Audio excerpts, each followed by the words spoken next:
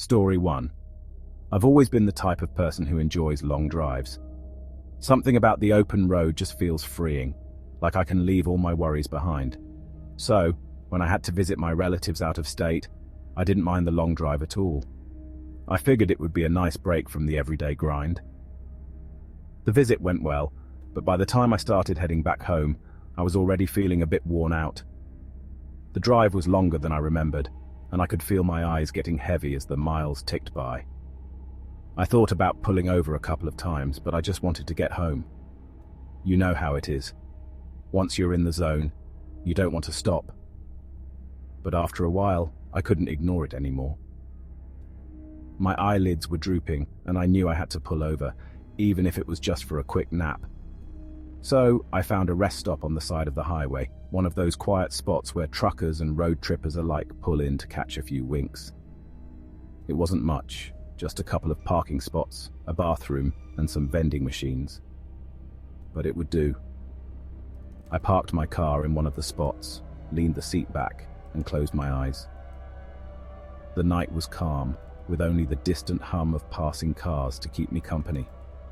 I don't know how long I was out, but when I woke up, it was pitch black outside.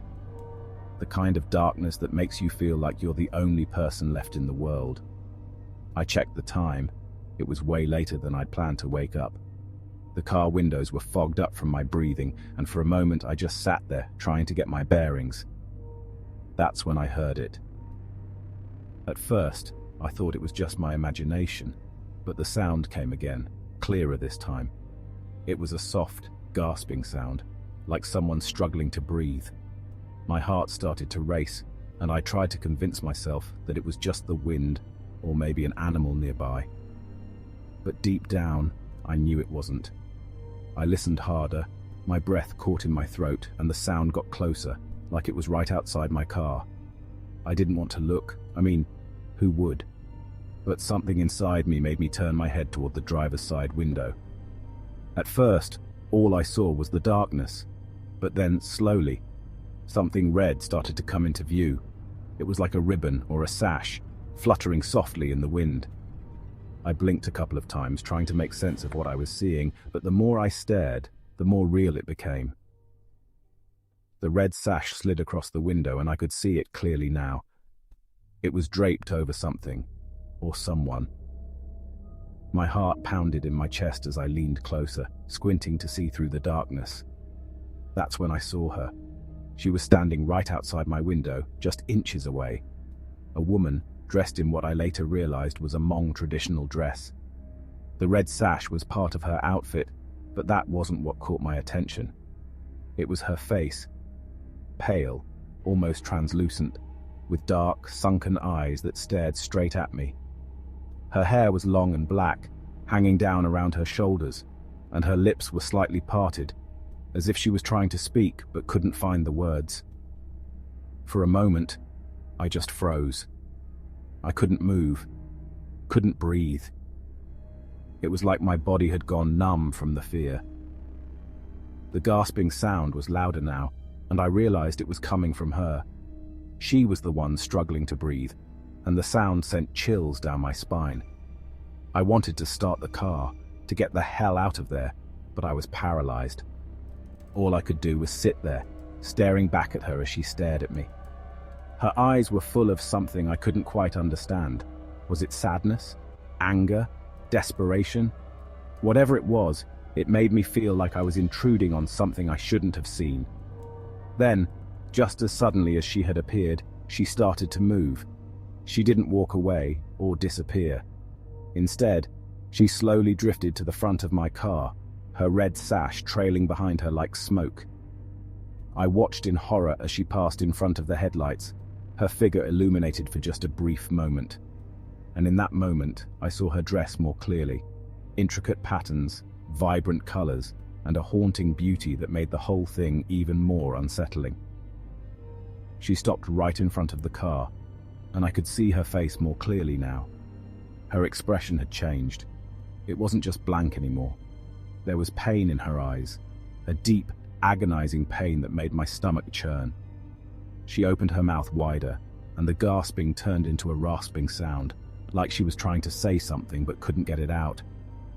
I don't know how long I sat there watching her, but it felt like an eternity. Time seemed to stretch out, and all I could do was wait. Then, without warning, she started to fade.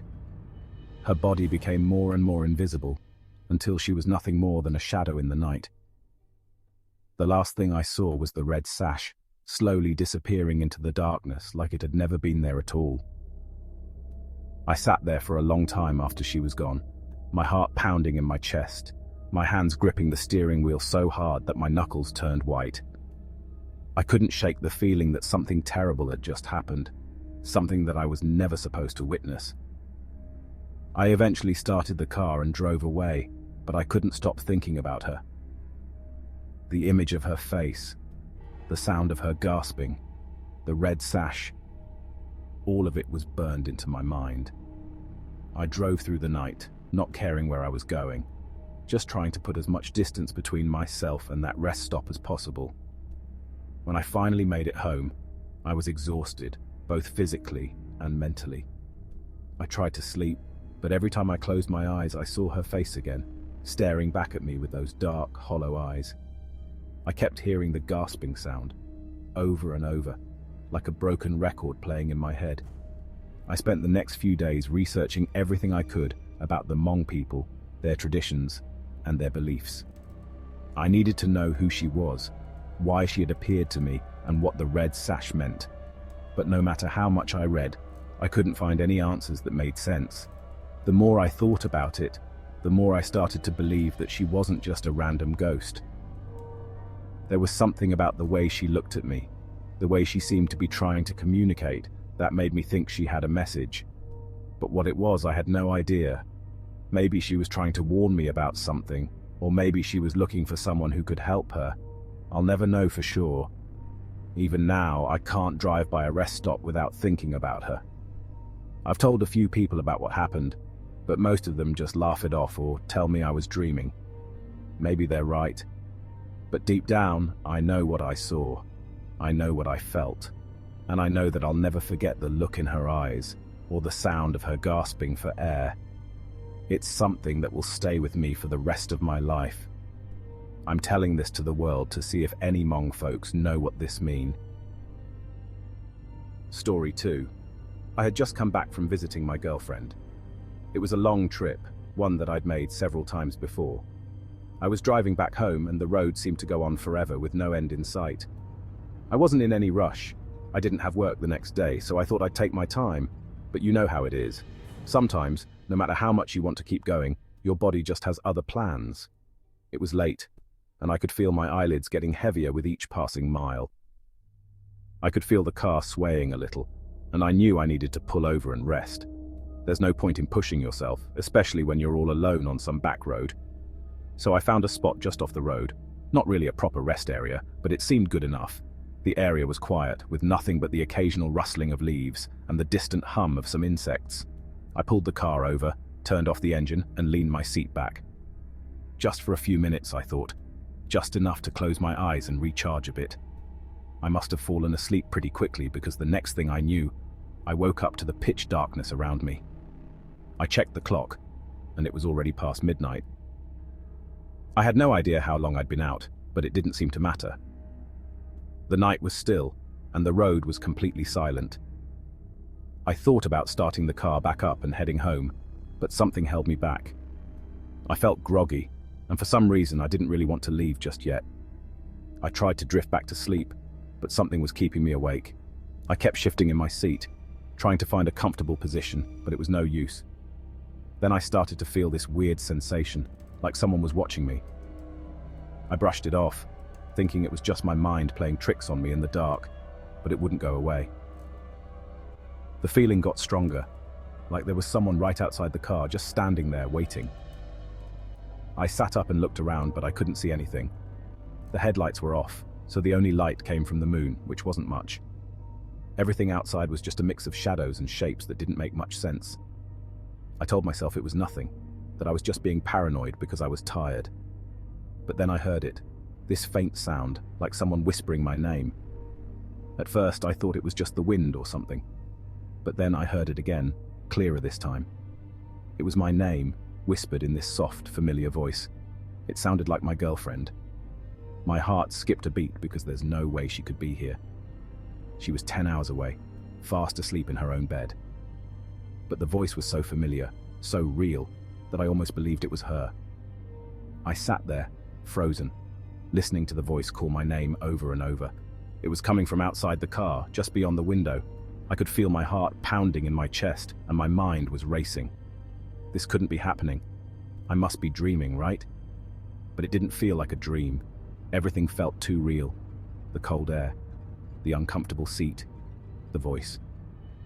"Come on, let me in," the voice whispered again, and I felt a chill run down my spine. It was her voice, but there was something off about it. It was too soft, too gentle, almost like it was trying too hard to sound like her. I wanted to believe it was her, but I knew it couldn't be. There was no way she'd be here, not now, not in the middle of nowhere. I looked out the window, but I couldn't see anyone. The voice kept whispering, getting a little louder each time. "Let me in, please," it said, almost begging. I didn't know what to do. My mind was telling me to stay put, to ignore it, but a part of me wanted to open the door and see who was out there. Maybe it was her, maybe she somehow found me and she needed help. But then I remembered something she told me once, about how if I ever heard her voice when she wasn't around, I should ignore it. We laughed about it back then, thinking it was just some silly superstition. But now, sitting in my car, alone on the side of the road, it didn't seem so silly anymore. The voice kept calling my name over and over like it was getting impatient. I didn't know what to do. I reached for my phone, thinking I'd call her, just to make sure she was okay. But my hands were shaking so much that I dropped it. The phone fell to the floor, and I cursed under my breath. I didn't want to take my eyes off the window, but I had to get my phone. I reached down, feeling around the floor, and when I finally grabbed it, the voice was right outside the window. "Let me in," it whispered, and this time it sounded angry, like it was tired of waiting. My heart was racing, and I didn't know what to do. I couldn't open the door, but I couldn't just sit there and do nothing. I finally managed to unlock my phone and dialed her number. The phone rang, and then went to voicemail. I tried again, but the same thing happened. She wasn't picking up. The voice outside was getting louder. It wasn't just whispering anymore. It was calling my name, almost shouting it. I could hear the anger in its tone, and it scared the hell out of me. I didn't know what to do. I was trapped in my car with something outside that wasn't going to go away. I started the car, thinking I'd just drive away. But as soon as the engine roared to life, the voice outside screamed. It was this horrible scream that made my blood run cold. I couldn't take it anymore. I slammed my foot on the gas and sped off, not caring where I was going, as long as it was away from that voice. I drove for what felt like hours, not stopping until I was in the middle of a small town. I pulled over, my hands shaking, and just sat there trying to calm down. The voice was gone, but the memory of it was still fresh in my mind. I didn't know what had just happened, but I knew one thing for sure. I wasn't going back to that spot. I eventually made it home, but I couldn't sleep that night. Every time I closed my eyes, I heard that voice, whispering my name, begging me to let it in. I tried to tell myself it was just a dream, but deep down, I knew it was real. I don't know what was out there that night, but I know it wasn't my girlfriend, and I'm never stopping on the side of the road like that again. That's it for now. I hope you enjoyed these stories. If you did, check out more of my videos on the screens above, or visit my channel for even more. Don't forget to subscribe for future updates too. Stay safe and take care.